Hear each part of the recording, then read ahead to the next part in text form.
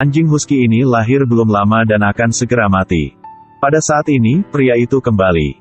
Sangat tidak senang melihatnya.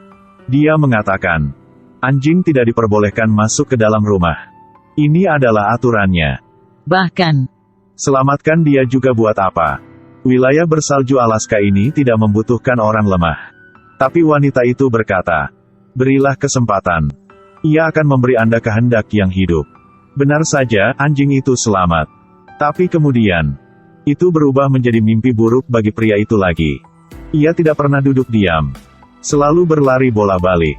Tidak bisa berhenti destruktif. Buat laki itu marah. Dia menguncinya, anjing ya.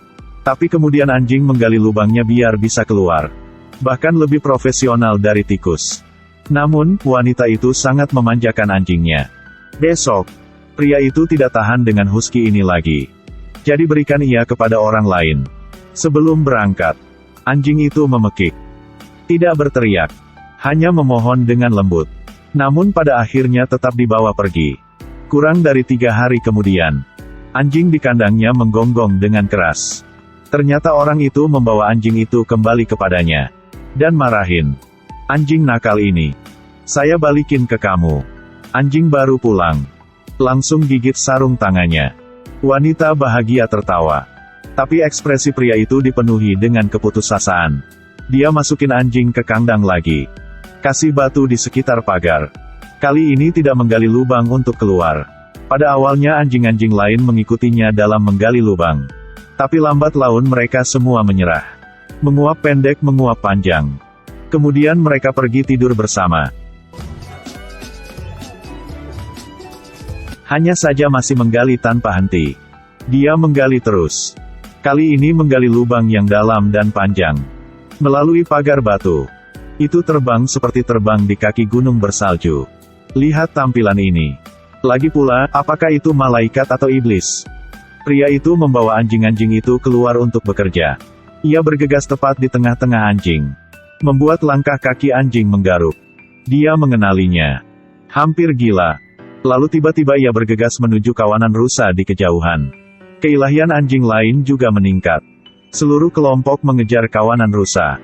Tidak peduli apa dia memanggil mereka, dia tidak bisa menghentikan mereka. Akhirnya dia jatuh ke sungai.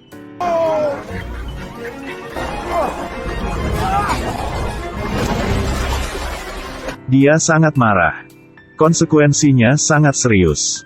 Dia menguncinya di ruang alat. Awalnya sangat gelisah. Tapi tiba-tiba dia mengangkat kepalanya. Seperti pria primitif itu mengangkat kepalanya untuk melihat ke langit. Berkat itu, ada peradaban manusia. Husky menangkat kepala lagi. Kemudian temukan celah menuju kebebasan. Wanita itu mendengar suara gemerincing di ruang perkakas. Kemudian lari untuk melihat apa yang terjadi. Tiba-tiba dia tertawa terbahak-bahak. Karena saya melihat kepala anjing mencuat dari ventilasi. Anjing itu lari lagi ke kejauhan. Dia tahu dia perlu menemukan pria dalam hidupnya. Tapi satu-satunya tanggapan untuk itu adalah teriakan dan kutukannya. Dia memberikannya kepada orang-orang lagi. Kali ini butuh beberapa jam untuk sampai ke kota. Pemilik baru menguncinya. Tidak heran ia berlari kemana-mana dan tidak bisa menemukan jalan keluarnya. Harus melakukan tindakan yang sangat gila.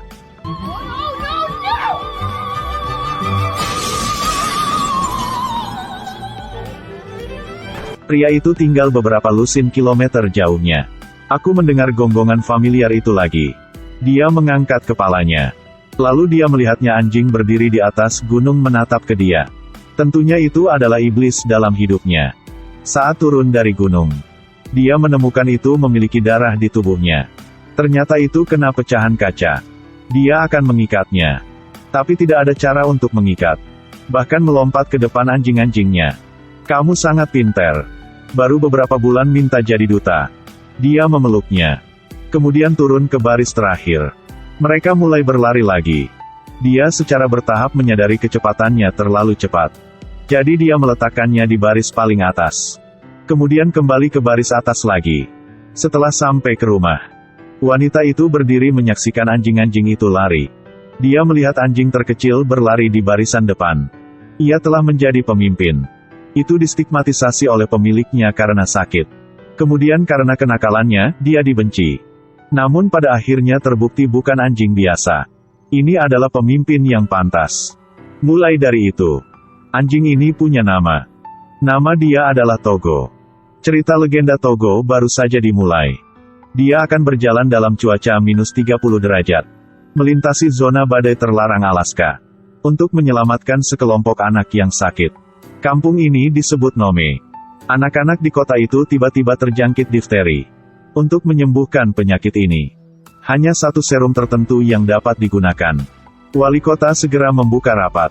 Jika serum tidak tersedia dalam 1 minggu, anak-anak yang sakit akan sembuh cepat atau tambah buruk. Dia menyarankan untuk mengangkut serum dengan helikopter, yang merupakan cara tercepat. Tapi seseorang mengingatkan saya, akhir-akhir ini badai salju semakin kuat. Tidak ada helikopter yang bisa lepas landas dalam cuaca seperti ini. Usulannya dengan cepat diveto. Ketika teknologi modern tidak dapat digunakan, orang hanya memikirkan metode yang paling primitif. Mereka melihat pengemudi kereta luncur terbaik di kota. Namanya Sepp Pala tidak hanya memiliki pengalaman yang kaya. Dan dia juga memiliki anjing Togo dengan bakat kepemimpinan alami. Togo sekarang berusia 12 tahun. Dan Sepp Pala tidak lagi muda. Dia tidak langsung setuju. Katakan saja badai salju ini tidak seperti badai salju biasa. Sesampainya di rumah, ia baru saja mengasah skateboardnya. Baru saja memberitahu istri saya isi pertemuan hari ini. Dia bertekad untuk tidak membiarkan dia dan Togo mengambil risiko. Tapi ketika wali kota samperin ke rumah, meminta mereka untuk menyelamatkan anak-anak. Kemudian kata penolakan tidak bisa keluar dari mulutnya. Sepp Pala tidak tahan melihat anak-anak mati. Akhirnya dia memutuskan untuk membawa Togo bersamanya dan berangkat. Sebelum pergi, sang istri duduk dan berkata kepada Togo, "Bawa suamiku kembali, kamu juga harus kembali dengan selamat." Kembali ke kamarnya, dia terisak.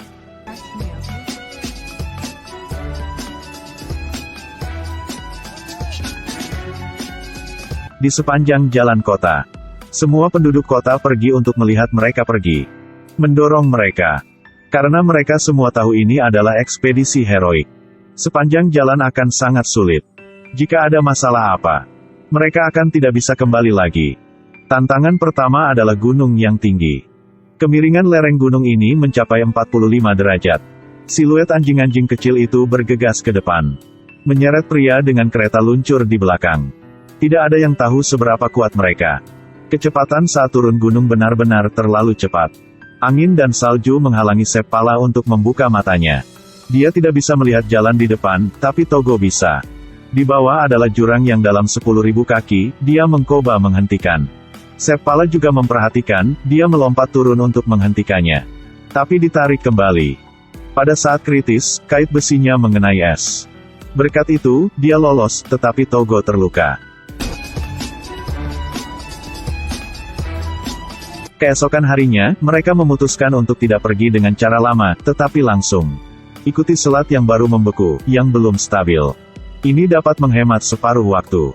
Togo memimpin kelompok untuk bergegas maju.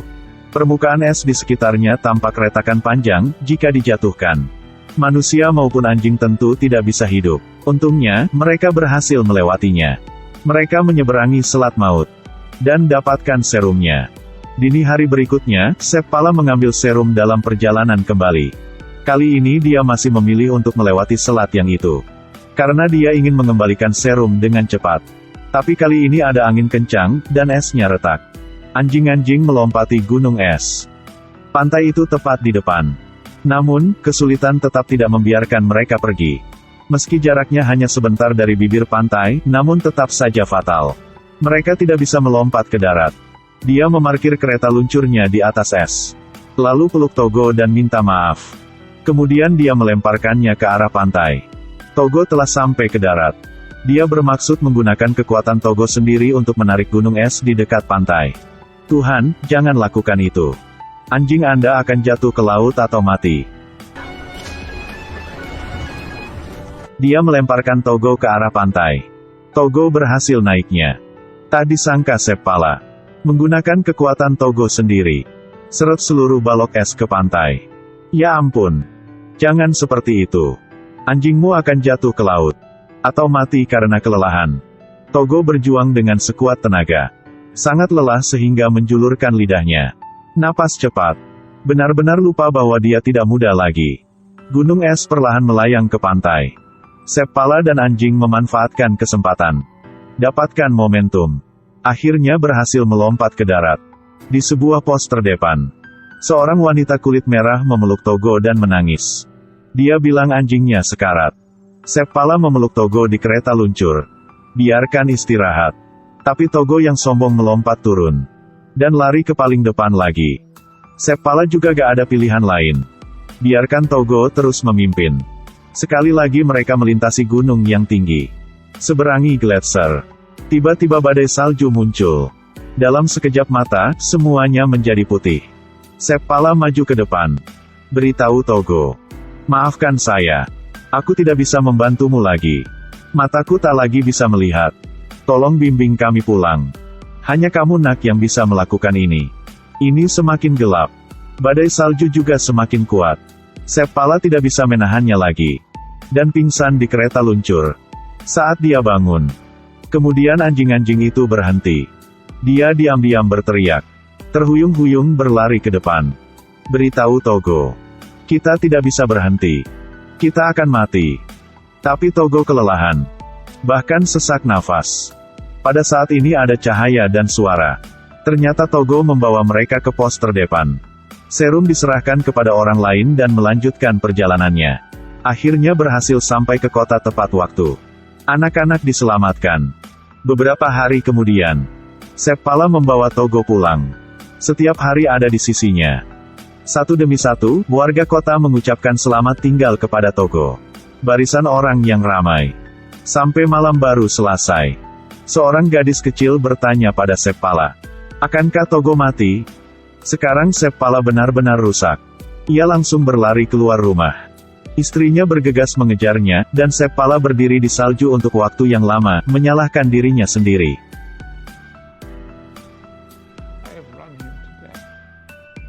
Tapi tak disangka, Togo dengan ulet akan bertahan. Meskipun cacat di satu kaki. Tapi setidaknya Togo masih hidup. Seppala memutuskan untuk membiarkan Togo berhenti. Suatu hari, dia pergi bekerja. Tinggalkan Togo di rumah. Waktu seperti kembali 12 tahun yang lalu. Berapa kali Anda mengunci saya? Saya melarikan diri berkali-kali. Togo keluar rumah. Terlepas dari segalanya, mengejar Seppala. Meski kakinya lumpuh satu.